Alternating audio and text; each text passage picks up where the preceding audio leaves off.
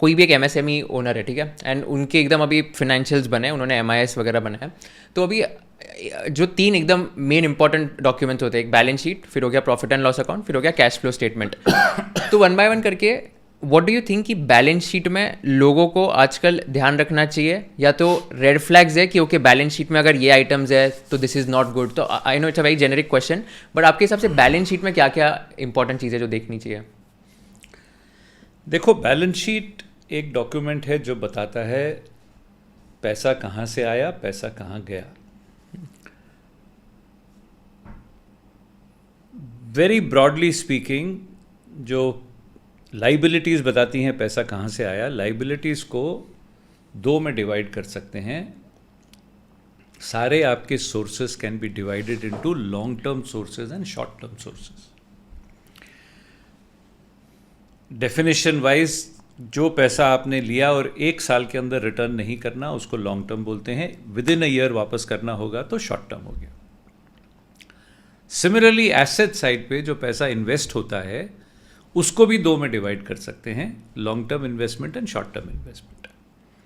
Long term investment में your land, building, plant, machinery, furniture, fixtures, vehicles, वो सब आ जाते हैं।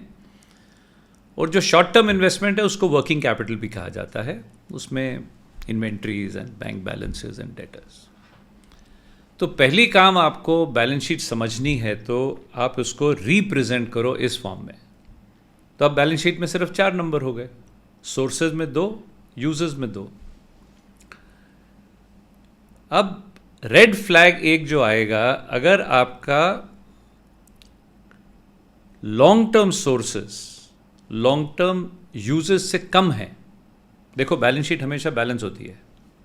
अगर long term sources long term users से कम है तो short term sources short term users से ज़्यादा होंगे।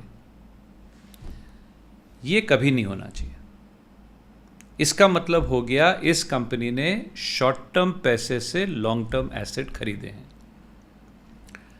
आपने पूछा था कुछ देर पहले फाइनेंशियल मिसमैनेजमेंट से 90 to 95% बिजनेस फेलियर्स कैसे होते हैं। मेरे पास 2 गोल्डन रूल्स मैं बोलता हूँ कि ये 2 रूल फॉलो करो तो आप वो जो डूबते हैं आप नहीं डूबोगे। एंड आई ऑलवेज से, आप मुझे कोई भी सिक कंपनी की बैलेंस शीट ला के दिखाओ और मैं बताऊंगा ये 2 रूल में से कौन सा, ये रूल स्टैंडर्ड रूल नहीं है, मेरे रूल हैं, but I will tell you कौन सा रूल वायलेट हुआ था। एंड आई फील 10 में से 9 कंपनीज ये वाला रूल वायलेट करती हैं जहां शॉर्ट टर्म पैसे से लॉन्ग टर्म एसेट खरीदा जाता है। So never ever do that. और इसके लिए कंपनी को क्या करना चाहिए, हमेशा अपना एक करंट रेशो मॉनिटर करना चाहिए, which should be positive, preferably closer to 2:1। मतलब जो शॉर्ट टर्म यूजेस हैं वो शॉर्ट टर्म सोर्सेस के मुकाबले डबल होने चाहिए। एक बार ये हो गया तो बाकी सब अपने आप फिट हो जाएगा, क्योंकि if short term uses are more than short term sources then long term uses will be less than long term sources. यानी कि लॉन्ग टर्म पैसे से आपने लॉन्ग टर्म एसेट भी खरीदा, कुछ पैसा शॉर्ट टर्म में भी डाला, विच इज हेल्दी। अब और पूछो, क्योंकि ये तो मैं डेज तक बात कर सकता हूँ इस पे, तो कहीं आई हैव टू स्टॉप। नहीं, तो इसमें I have like 2-3 questions on this now. तो आपने जैसे कहा कि शॉर्ट टर्म चीज़ों से लॉन्ग टर्म चीज़ें नहीं खरीदनी चाहिए, and if that is happening then तुम्हारे बेसिकली फाइनेंशियल मिसमैनेजमेंट, मतलब that company is bound to shut down, suicide, correct eventually. तो इसमें लाइक एक एग्जांपल के इसमें एक्सप्लेन कर सकते हो, लाइक शॉर्ट टर्म से कैसे लॉन्ग टर्म चीज़ें खरीदी जा सकती है, and what do you exactly mean कि शॉर्ट टर्म सोर्सेज से लॉन्ग टर्म चीज़ें खरीदना, इसका क्या एग्जैक्टली मतलब हुआ? मैं किसी से लोन लेता हूँ और प्रॉमिस करता हूँ कि साल भर में रिटर्न कर दूंगा, और उस पैसे से जाके घर खरीद लिया मैंने। अब घर खरीदा तो साल भर के अंदर तो रेंट पे भी दे दूं तो साल भर में आएगा तो नहीं, तो यूटिलाइजेशन हो गई लॉन्ग टर्म। सोर्स ने मांगना वाला है साल के अंदर, तो कैसे वापस करूंगा? तो जब शॉर्ट टर्म पैसा लेके लॉन्ग टर्म खरीदते हैं तो फिर वो लॉन्ग टर्म को बेचना पड़ता है शॉर्ट टर्म रिटर्न करने के लिए। पर्सनल लाइफ में छोटा मोटा करोगे तो फिर भी ठीक है, ठीक नहीं है, मगर डजेंट मैटर, चलो घर भेज दिया, रेंट में चले जाएंगे। इंडस्ट्री में मशीनें खरीद लिया आपने, फैक्ट्री शुरू कर दी, फैक्ट्री तो नहीं बेच सकते ना, राइट। मगर करना पड़ जाएगा।